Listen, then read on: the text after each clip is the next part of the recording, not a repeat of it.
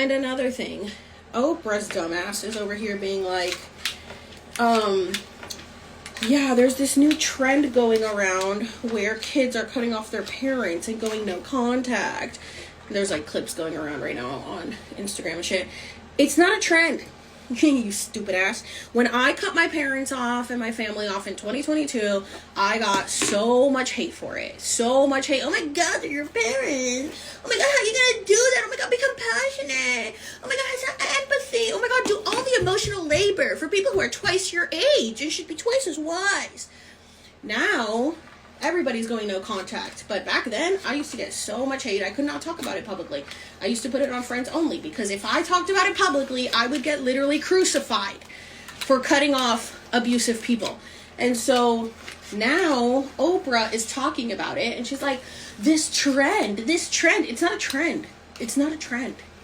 People are doing it because this older generation are full of idiots who never had to do any emotional labor and just knew that they just let me follow the rules that society tells me and that my parents tell me and what I'm supposed to do. And oh my god, I love my parents so much, even though they probably abused me or let a family member abuse me, or they weren't really there for me, or they're alcoholics, or they're this or they're that, or they cheated on my parent, but I love them, they're my parent. That's the older generations, right? They excused all that behavior. Oh, well, we need to be compassionate. It's their first time being a parent, so we need to be compassionate, so we need to hold space for that. And it's like the child who didn't ask to be here is supposed to hold space for the older generations who have been here, who fucked up the entire world, the entire economy. Like, we are paying 500 million times more than they ever did, and we are supposed to have compassion for them. We are supposed to have compassion for the people who fucked up the world. Get all the way fucked and fuck Oprah. I seriously cannot stand Oprah. We all know Oprah, you're gay. You're gay with Gayle. Come out of the fucking closet, okay? And stop sitting here acting like, oh my god, it's such a trend that these kids are all cutting their parents off. Oh, it's a new thing. It's a new thing that these kids are doing. Do you know how hard it is? Do you know how many tears I cried? Do you know how depressed I was? Years it took me of plant medicine, of shadow work, of therapy, of working through my shit. I'm finally now able to be like, yeah, I'm very happy with my decision. Yeah, before I did it out of necessity. I did it out of saving myself. I did it out of my own mental health. Nobody cares about my mental health. So I had to do it for me. It is not a trend. It is not easy. It is not fun to cut out your family because they don't give a fuck about you and they want you to, well, think about me, but what about me? But what about my feelings? These fucking idiots. They're idiots. These people who are so emotionally immature.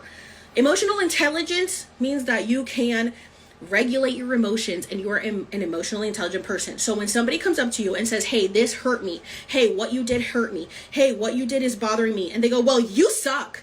Well, you're stupid. Well, you're dumb. Well, what about you? Well, what about you? You. Oh, you want to come to me? But what about you? That's an emotionally immature person. Because an emotionally regulated and an emotionally mature person says, oh my god, I am so sorry. What can I do to fix this? Let's discuss. And then they actually put action to it. They don't just say it. They put the action forth. Because yeah, sometimes I would talk to people and say, hey, this hurt me. But oh, I'm so sorry. Okay, like, I'll do better. And they don't do better because they can't. They're stupid. They're emotionally irregulated. They're idiots. And so then you got to cut those people off. But people who are emotionally mature and emotionally regulated will take accountability, will take responsibility, and will make the change going forward. But anytime I approach someone about how they've hurt me and their actions have hurt me and they turn it around on me and go, well, you know, you did this. That's what my parents would do. That's what my ex-best friend, after 24 years, I cut her off. Because anytime I would approach them and say, hey, like this bothers me. Well, you know, it kind of goes both ways. You know, I'm done with that shit. I'm done with that shit, because if you come to me and tell me, hey, this hurt me, I will take accountability. I will look in the mirror. I will say, I'm so sorry. How can I change this? And I will make a conscious effort. That's how my sister and I are best friends, because my sister and I can talk through things. We both had to deal with emotionally immature parents who were not emotionally regulated, and we had to be the regulating force in the household.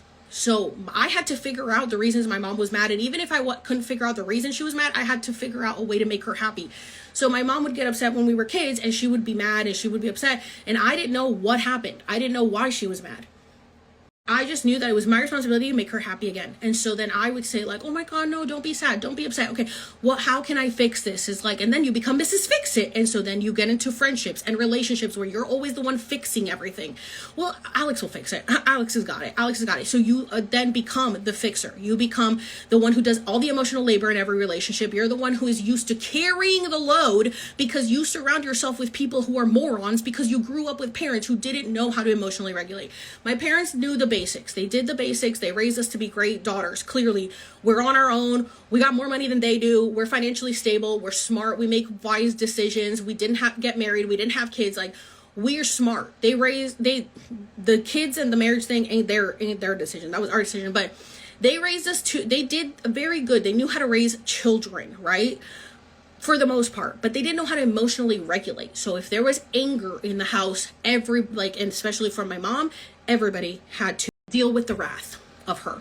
And so if she was angry, the whole house knew about it. My dad would leave, and then my mom would start slamming plates, slamming doors, yelling at us when it wasn't our fault. We'll come into our room, you need to go do this, you need to do that. And it's like, what the fuck did I do? And so then you walk on eggshells in your own house. And then you have to figure out like, okay, so what makes them happy? How can I make them happy? Oh, let's do this. Oh, let's do that. Oh, here you go. I made this for you. Oh, here you go. And then until they're like happy again. And you're like, okay. And so then you'll learn that that's what love is. So then that's how you get into toxic relationships with other people, because you think like, well, they're upset, like I need to win them back, and then you win them back, and then you're happy again. And then they're sad and they're upset because they have personal issues. They have issues within themselves, and it's not your problem, but they will pin it on you, and it's your fault and you need to fix it. And you're like, okay, I don't know what I did. I don't know how to fix it, but like, I don't know, what can I do to make you happy? And at the end of the day, they're never happy because they're miserable on the inside because they have their own trauma that they haven't dealt with. Okay. So it's kind of like what's going to happen now in the next season of Vanderpump. Sheena is, okay, so Raquel right now, she's going to have panic attacks. Why? Because she's hiding something. She's hiding the fact that she's fucking around with Tom Sandoval behind Raquel's back. Next season, Sheena starts freaking out on Tom, saying, I can't believe you did this to Raquel. I can't believe you did this to Ariana with Raquel having panic attacks. The real reason was because that's when she had found out that Brock had cheated on her while she was pregnant. We don't find that out till now, till the present day. But that's why. So when people start lashing out at you, and they're just like picking and fighting and and you're like, what is happening? They have their own shit going on, and then they blame it on you, and then you are supposed to like fix the issue when you have nothing to do with it. But they know that you can do the emotional labor and that you will do something to make them happy, and so they come to you and they're like, fix it, I'm pissed off at this person, it's your job to fix it. So for anybody who has had to grow up with emotionally immature parents, narcissistic parents, or family members, people who protected abusers, like my family, I cut off my whole family. Why? Because they all protect my mother. But she's your mom, but she's your mommy, but she's a mamacita, but she's your mom. She's my mom. Exactly, she's my mom. And if I'm not gonna put up with that behavior from another stranger on the street, a person, a friend, why would I put up with it from my own mother? Well, because your mother, she birthed you and she sacrificed so much for you. I didn't ask for that, and she did the basics. They gave me a home, they gave me food, they bought me things when I was a kid. Like they did their job. And everybody acts like now we owe the world to these people, when emotionally they are not there for us. They don't take accountability. They do not take responsibility. It is not the child's job to emotionally regulate the household or the environment for the parent or the grandparent or whoever it is who is causing the chaos. Okay, so fuck you, Oprah. You need to just come out of the closet, because why are you sitting here still interviewing people about this shit when we know that you're gay and you won't come out of the closet with Gayle? Just come out of the closet and let's talk about you. Let's talk about you and your personal life, because you love going around. And then on top of that, you fucking bought that land in Hawaii. And then when all that shit was going down, they had to beg you to open up the road because you're the only one who held the key. Like, why are you still around? I would love to know why Oprah is still around, because Oprah was definitely brain rot for boomers. And here she is still being brain rot for boomers, because if you go in the comment section of that, there's the people who have gone no contact and are saying this is not a trend, stop fucking advertising it like it's a trend. And then there's the people who have been cut off and are like, yeah, it's true, it's a trend. They think it's so cool to cut their parents off. Boo-hoo. As can see, this is a very hot topic for me because I got so much shit for cutting my parents off and for going no contact and all this shit when it was not when it wasn't a trend, when it wasn't the cool thing to do. And now they're calling it a trend because everybody is doing it. Well, everybody is doing it because the generations before us are idiots. They just followed the fucking rule book that they were told and didn't question it. Didn't think beyond, didn't expand their brain. But this generation, especially after COVID in 2020, when we all shifted collectively, this generation opened up their third eye and can see beyond. And we see that our parents and our family bring nothing of value to the table. What are you bringing? Well, I did all these things when you were younger. Cool. Okay, now I'm hitting 40. What are you doing? What are you doing? What are you doing? You don't provide for me financially, and I don't need you to. You don't provide for me emotionally. That would have been helpful, but guess what? Now I don't need you to. What are you doing? So when parents think like, well, they'll come back. Like my mom, you say, well, when you have a kid, you'll understand. I can't wait for you to have a kid. I can't wait for this to happen to you so you can know. That's mean girl and bully shit. Who the fuck says that to their own kid? I can't wait for you to suffer. I can't wait for you to have to live in hell so that you know what it's like.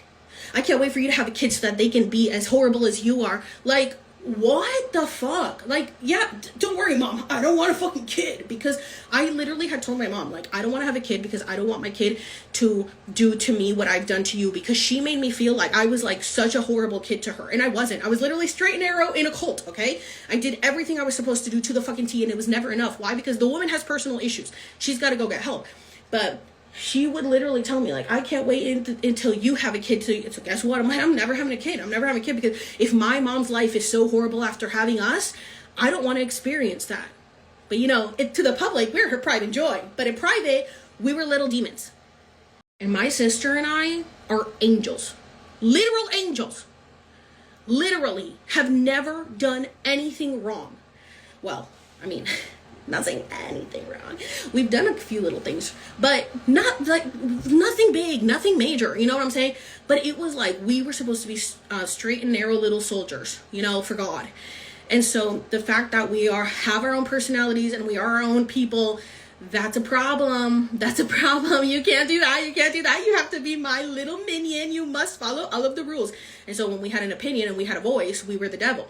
That's the devil. That's the devil breaking up this household. And the fact that today is Saturday, the Sabbath, I would be in church. I would be with my family. I would be discussing this in a different way, shape, or form and saying, thank God the devil isn't in our home. So you know what my mom thinks about this whole situation that is going on now with the fact that I went no contact, the fact that I'm diving deeper into my spirituality and connecting back to my roots? That's the devil. That's the devil. The devil is breaking up our home. That's what she would say all the time. When she would start a fight, she would start a fight with everybody in the house. Because my dad's more laid back. He's an idiot too, but he's more laid back. But my mom would start the fight, and then she'd be like, wow, look at Satan. Look at Satan. Look what he's doing to this household. And it's like, so are you Satan? Because you're the one who started the fight, you dumbass. You're the one who started this whole argument. And now you're saying, look at Satan. Look what Satan is doing to this house, trying to break up a good home. Girl, go get mental help. It's insane. And when I did Cambo and I burned my fucking skin to do Cambo and poisoned myself to release the trauma that was stuck in my gut because of my parents, my mom said, you have demons inside you. When I did ayahuasca and I had the fucking exorcism essentially and all this shit came out, she said, you were possessed with demons. Yeah, that's why that happened to you during your ceremony, during your ayahuasca. You're working with witchcraft and shamans. What is that? What is that? God is the only way. And I have posted the text messages when I literally years ago. It's up on everything. It's up here probably. It's up on TikTok. It's up on my YouTube.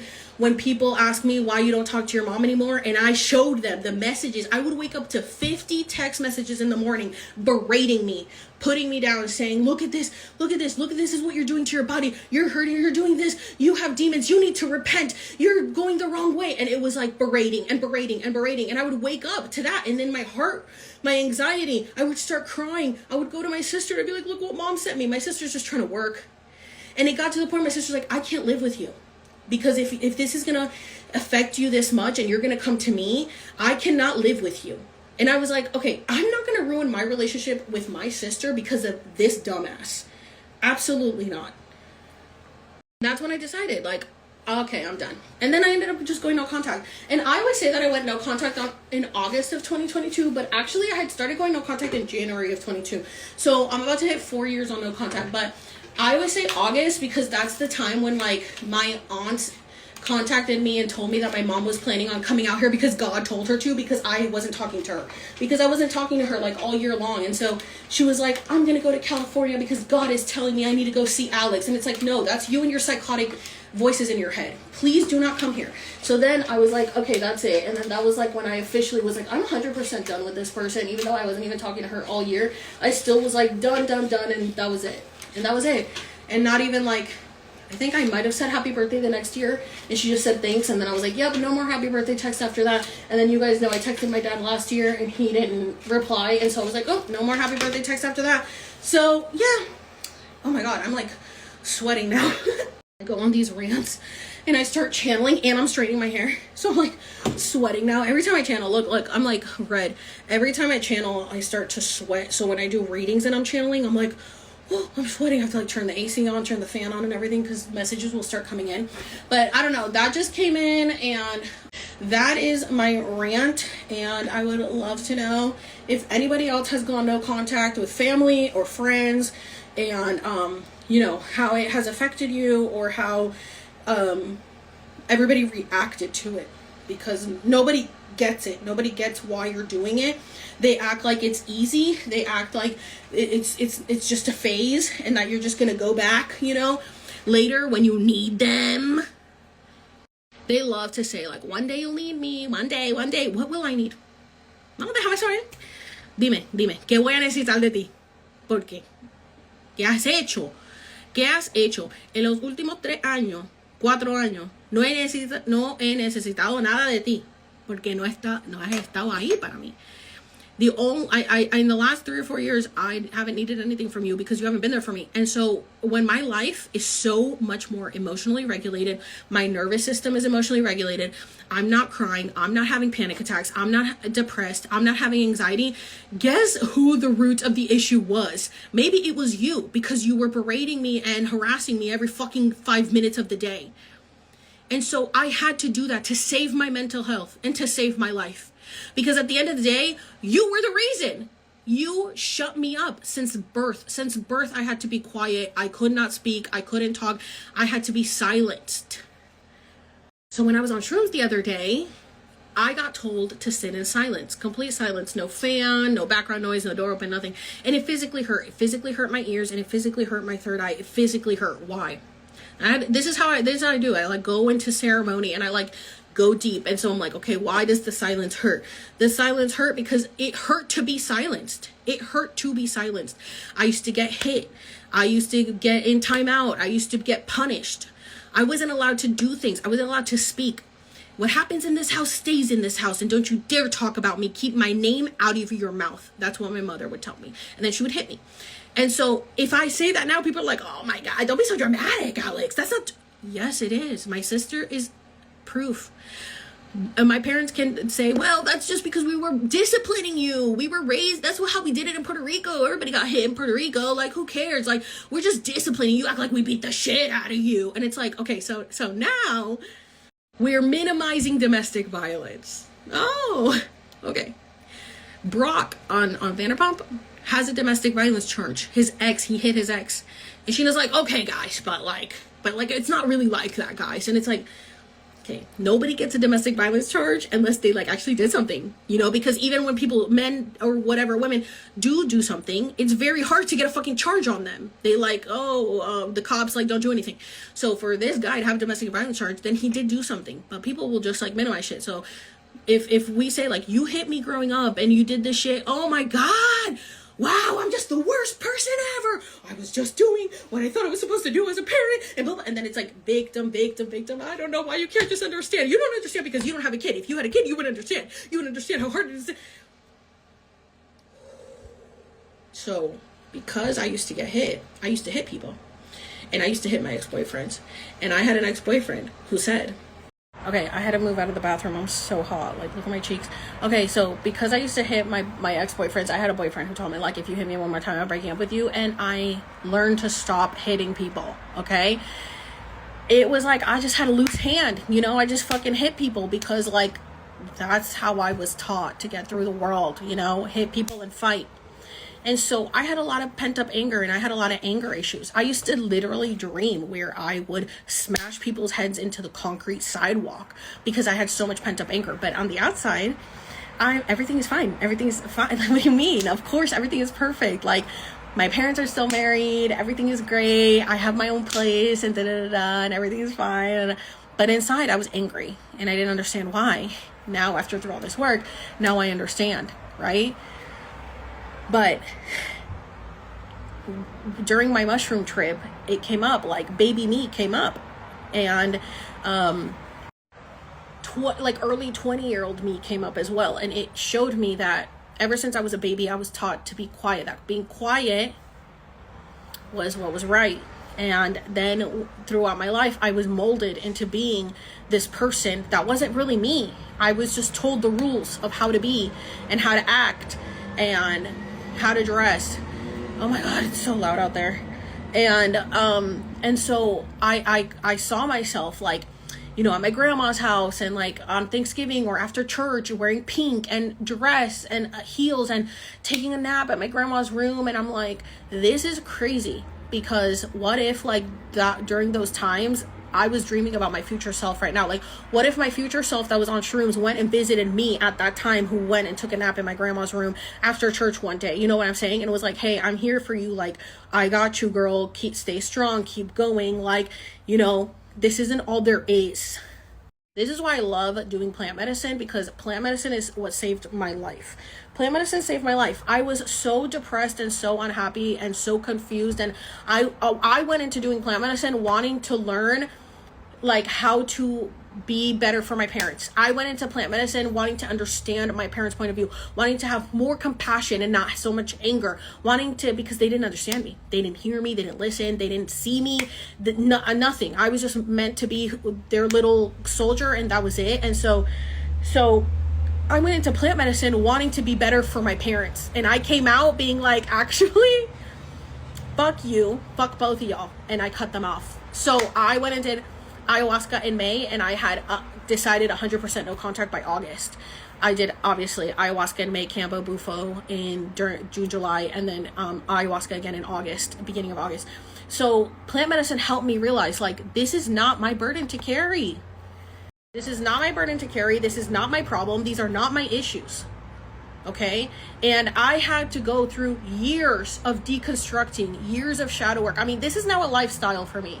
This is a lifestyle, and this is why I have my school and my readings and all this stuff, because the school is going to help you deconstruct. The school is going to help you go in deeper. It's going to help you open up, you know, your channels, and it's going to help you set more boundaries. And I couldn't have done that if it wasn't for doing all this work that I've done. So Oprah can get fucked, and so can everybody else who is sitting here going no contact with a family member, specifically a person who birthed you, a trend. It is not a trend. It is not a phase. It is something that we had to do to survive, because our mental health was so fucking shattered, and our self-esteem and our self-worth was through the fucking, it was in a hole in the ground. And the people that kept hurting us over and over and over again do not change. They do not see them as the problem. Like Tom Sandoval on Vanderpump, he doesn't see himself as the problem. He's never the problem. He's always right. Okay. And I always say I'm always right, you know, but no, like if I did something wrong, I corrected myself in the video where I said I want to correct myself on the verbiage of intellect and emotional intelligence, right?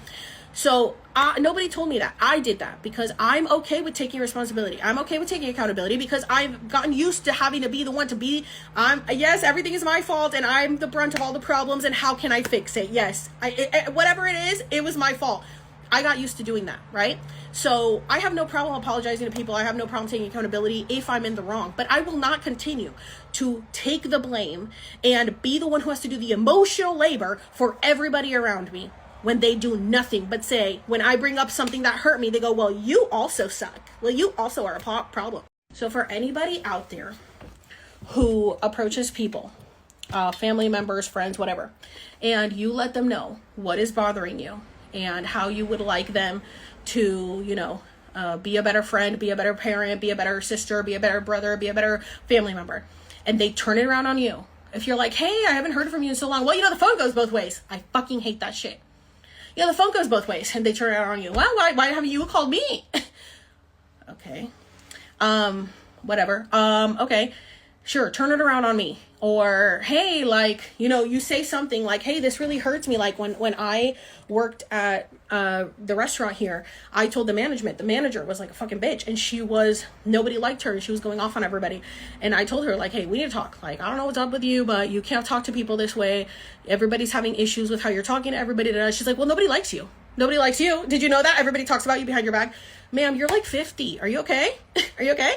These older generations only care about being right. They do not care about being loved properly. They do not care about showing love properly. They do not care about being empathetic. They do not care about being compassionate. They do not care about being the best version of themselves. They care about being right. And like Oprah cares about being right, that this is a trend, or these parents care about being right, that I did everything for my child and look at them. They care about being right. That's what they care about. They're in their ego. And it's our responsibility to break free from the ego and to break free from that shit, because we didn't come here to fucking coddle these adults who their timeline and their journey is to stay stuck in their ego and to stay stuck ignorant.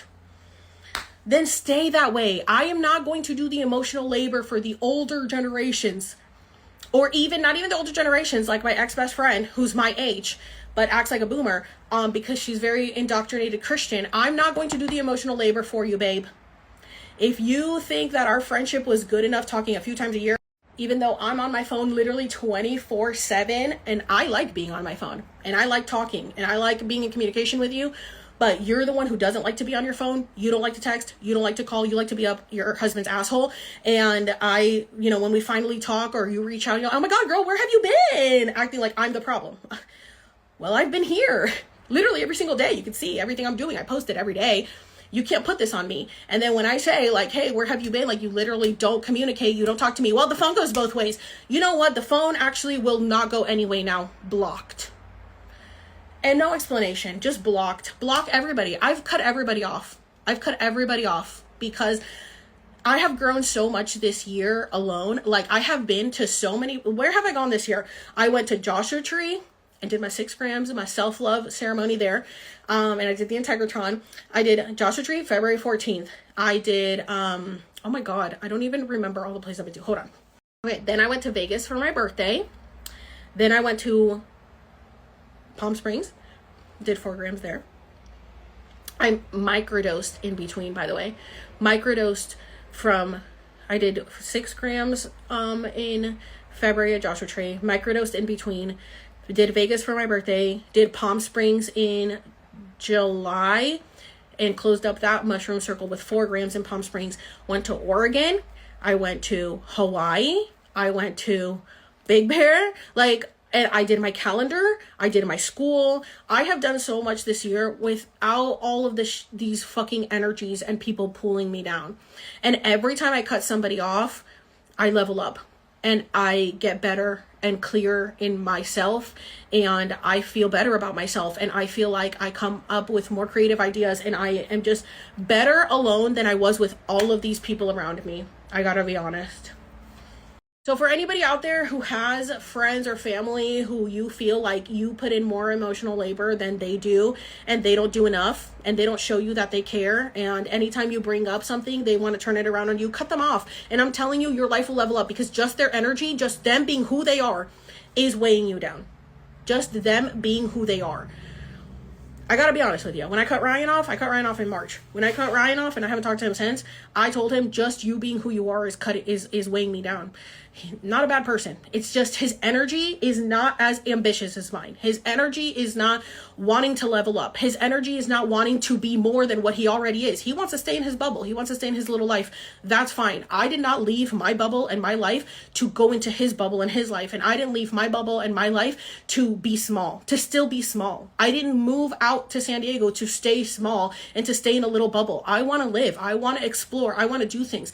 And when you're the one who is always the fun one, people watch me because I am fun. Okay, I'm entertaining, and I'm your guys' entertainment daily, right? And I'm like a TV show. And so I know that I'm fun. I know that I am the life of the party. I know that I bring the energy. I bring the light. I bring the funk. I bring the noise. And so people want me around. Well, I want to hang out with you. I want to hang out with you. Like, you know, when people want to hang out with me, and I'm like, okay, but what are you bringing to the table? And it's like, they're bringing like the basic bare essentials, and they want me to like still want to be around them. And they're, but I want to be around you. And I'm like, you're not bringing anything to the table. Like, I bring the ideas, I bring the fun, I bring like so much to the room, and then I'm surrounded by people who just take and drain my energy and are like, but you're so much fun and you're so cool to hang out with. And then it's like, yeah, but what do you do? Well, but I'm here, I'm your friend. Okay, and what else? I need more. I need more. And I'm no longer settling for mediocre friendships, for mediocre people in my life, for mediocre things. I'm no longer settling. And I love doing this, and I love doing my content. Sometimes I think like I give you guys way too much of myself. I really don't need to, but I love it. I love sharing. And one day I'm not going to do this. One day I'm not going to be on the internet every fucking day, every second of every day, right? I'm not. But for now, this is where I am, and this is what brings me joy. This is what fulfills me. I love doing this. This was my dream, to be able to share myself with the world on the internet. So I'm doing it.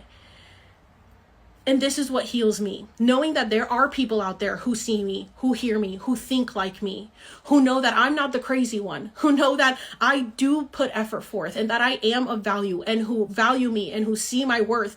I was surrounded by so many people who did not see my worth, who didn't want to lift me up, who wanted to keep me small because they were afraid of losing me. And guess what? They lost me, and they will never see me again. Because these people cared more about themselves and being scared to lose me than caring about me being the best version of myself, and for me to achieve my goals and my dreams. They cared more about their feelings than mine. Anytime I would bring up my feelings, they'd be like, well, what about my feelings? Well, what about mine? Well, what about me? I do not want people like that in my life. If I'm going to bring something up and you're going to say, well, what about me? And what about this? And you did this and you did that. Like, okay, we're not going to get anywhere because you're being defensive instead of having an open heart and an open ear and an open mind, and how can I improve? How can I be better? Anyway, I guess I had to go on that rant for you guys. Let me know if anybody can relate. I would love to talk to you guys, because in the real world, I ain't got people around me who get me. Honestly, like my sister, thank God she's there for me. She gets it because we lived it together. But I don't really have anybody in the real world out here, I gotta be honest with you.